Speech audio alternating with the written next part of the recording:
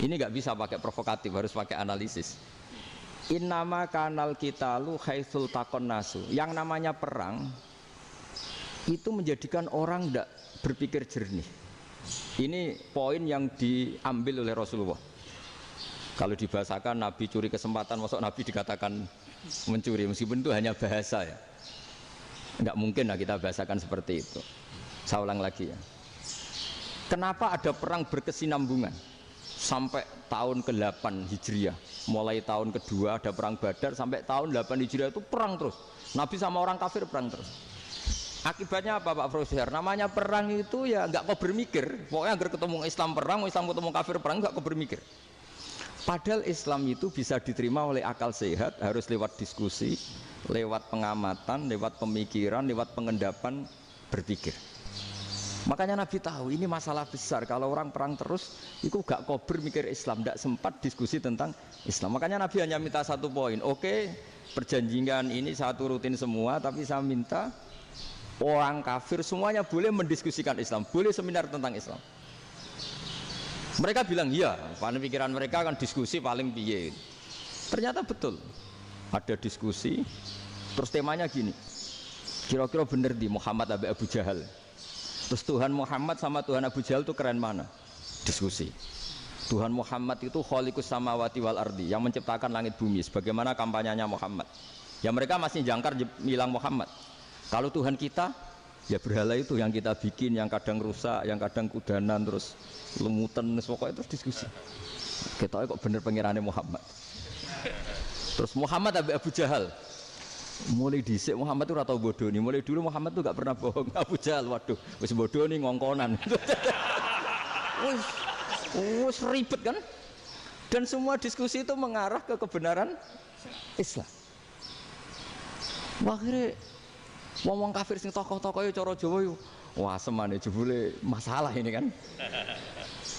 Artinya gini, kalau kita ingin Indonesia damai, sebenarnya yang untung itu Islam. Karena Tuhan yang menciptakan langit dan bumi tentu gak akan diperbandingkan atau akan dikalahkan oleh Tuhan yang lahirnya saja sudah di bumi. Misalnya kita menjual Tuhan Allah, siapa itu yang menciptakan langit bumi, yang ada sebelum langit bumi, bandingkan dengan Tuhan yang lahirnya di bumi, ada tanggal lahirnya, ada aktenya, itu kan sudah ribet kan. Begitu juga kalau memperbandingkan tokoh, Muhammad itu siapa? Tokoh yang bisa menyatukan pan Arabik, tokoh yang begini-begini, yang sayang istri, sayang keluarga, dibandingkan dengan tokoh Abu Jahal, Abu Lahab yang corong jauh penggaweannya yang ngerugikan orang lain. Akhirnya orang itu mulai tertarik sama Islam. Makanya kata Az-Zuhri pakai bahasa dulu, falam yaklim ahadun bil Islam. Tapi kalau sekarang yang populer itu bahasa yatakallam. Sebenarnya yang benar itu bahasa kalimah yaklimu kalaman, karena masdarnya itu kalam, berarti sulasi nopo mujarrad. Tapi di fiilnya itu mujarradnya enggak kelaku. Jadi di fiilnya takallama yatakallamu, tapi untuk masdarnya yang kelaku kalaman. Jadi ini agak unik, agak gak lazim. Sebenarnya kan takallama yatakallamu takalluman, tapi di masdarnya kalam populer, tapi di fiilnya tidak populer. Saya teruskan ya. Ini penting sekali. Jadi menjual Islam, kalau boleh dibahasakan menjual, itu tetap enak dalam kondisi damai. Karena kalau kita perang, itu bawaannya kalau ketemu ya perang. Kalau ketemu perang, sehingga orang itu rakober diskusi dulu. Saat benernya Islam sampai kafir itu bener di. Karena tidak kober diskusi, tidak sempat diskusi, orang yang milih yang kafir. Karena yang mayoritas yang kuat. Sementara Islam zaman itu lemah. Lah Nabi itu yang diminta hudnah, yang penting kita damai. Terus orang boleh mendiskusikan benar mana kita dan mereka. Ya setelah diskusi ya tadi kan nggak mungkin Allah yang begitu keren hebat pencipta langit bumi dibandingkan berhala yang mengurus dirinya sendiri saja tidak bisa. Walhasil terus orang mulai tertarik sama Islam dan aturannya nggak boleh dilarang diskusi itu. Nah makanya saya pernah ditanya beberapa profesor di Jogja, Gus, suatu saat kalau kampus paling keren di Jogja ini ada Islamic Studies, kemudian pengajarnya dari berbagai agama, ini riskan nggak bagi Islam? Saya jawab, asal yang didiskusikan Islam itu nggak masalah. Sing repot itu nak umat Islam. Karena kalau umat Islam yang jadi percontohan, banyak raja yang dolim, banyak pemimpin Muslim yang dolim, terus identik dengan Islam itu jadi dolim kan ribet. Ya kalau pas umat Islam, kalau Islam yang kumat kan jadi masalah kan. Nah ini kan terus jadi beda umat Islam sama Islam yang lagi apa? Kumat. Singkat cerita terus Islam mendapat posisi yang luar biasa. Nah makanya di sini diistilahkan falam makanatil hudnah, ketika ada perdamaian wa amanan nasu ba'dum ba'do, orang merasa aman, itu fatafawadu fil hadis wal munazaah. Mereka berdebat, munazaah itu berdebat. Keren mana konsep Muhammad dengan konsep Abu Jahal? Keren mana konsep Tuhannya Muhammad dengan Tuhan kita? Terus diskusi dan mereka akhirnya ikrar, wah yang benar ya Muhammad lah. Di mana-mana Tuhan tuh ya sebelum langit dan bumi, di mana-mana Tuhan ya punya reputasi menciptakan. Masa Tuhan reputasinya diciptakan, kayak berhala dan sebagainya. Ibadah juga gitu. Ibadah wong kafir itu kalau tawaf itu telanjang, ibadah Muhammad santun pakai pakaian, terus akhirnya mereka mulai tertarik Islam. Sehingga saya lihat di beberapa tafsir, saya memang tidak akan ngomong yang tidak serius, ngergani Unisba ben sawangane pemikir serius. Di Quran itu sampai lihat di tafsir Tobari itu ada ayat bal naqzifu bil haqqi 'alal batil fayadmaghuhu fa idza huwa zahid. Qadzafa itu kalau di kamus tak lihat itu takallama bila dalilin. Qadzafa itu ya pokoknya sekenanya. Artinya gini, kebenaran Islam atau kebenaran hak itu kamu taruh sekenanya saja itu tetap menang. Apalagi kamu taruh secara teratur, kamu taruh sekenanya saja itu tetap menang. Sehingga di sini banyak sahabat yang hidup di Cina. Sekarang juga banyak orang alim yang milih hidup di Amerika, banyak orang alim yang milih hidup di Inggris.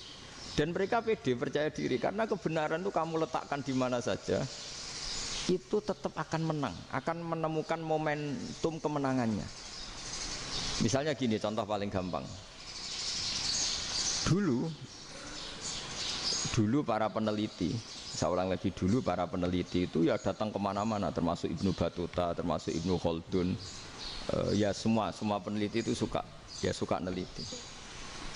Setelah diteliti, Quran itu satu-satunya kitab suci yang membicarakan sains, misalnya tentang falak, tentang astronomi, tentang asal-usul kejadian manusia, kejadian makhluk.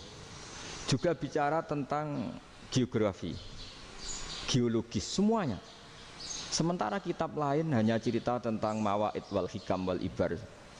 Jadi diteliti kayak apa, pada akhirnya hak ini yang menang. Bal naqdhifu bil haqqi 'alal batil fayadmaghu fa idza huwa zahid. Saya berkali-kali cerita, ada ulama yang ahli matematika. Ketika ditanya kenapa kamu suka ngajar matematika, sampai muridnya itu ragu, ini guruku mlebu swarga ta ora, penggaweane mulang matematika. Tapi para muridnya bermimpi bahwa Imam Amudi itu disuruh ngajar para malaikat. Dan itu pede betul dia. Kata Allah, ini ulama saya yang iman kepada saya setingkat iman kamu. Jari malaikat itu tidak mungkin Gusti, kita menyaksikan langsung engkau sementara ini di bumi, nggak nyaksikan jenengan. Kenapa bisa sepede dan seyakin itu?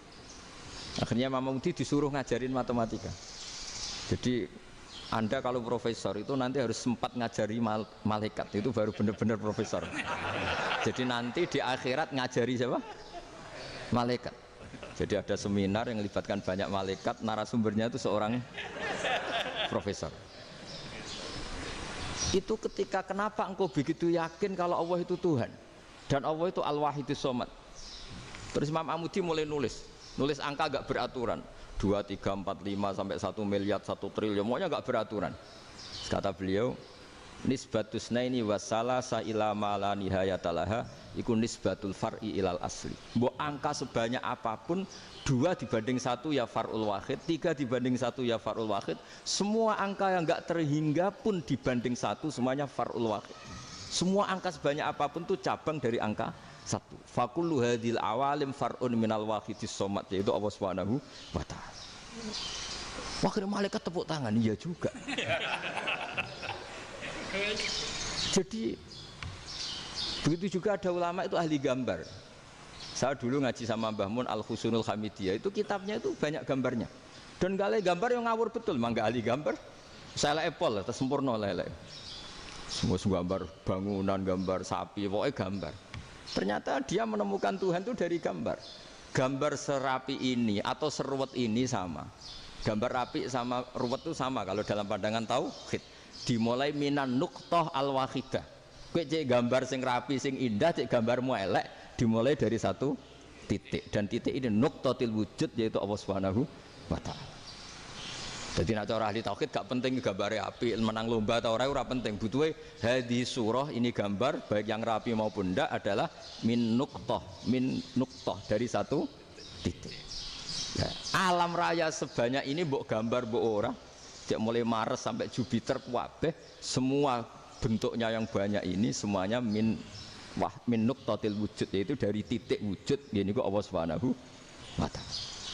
Di sini hebatnya ulama-ulama, mbok dia pengajar matematika, mbok pengajar gambar, semuanya dipakai perangkat untuk tauhid.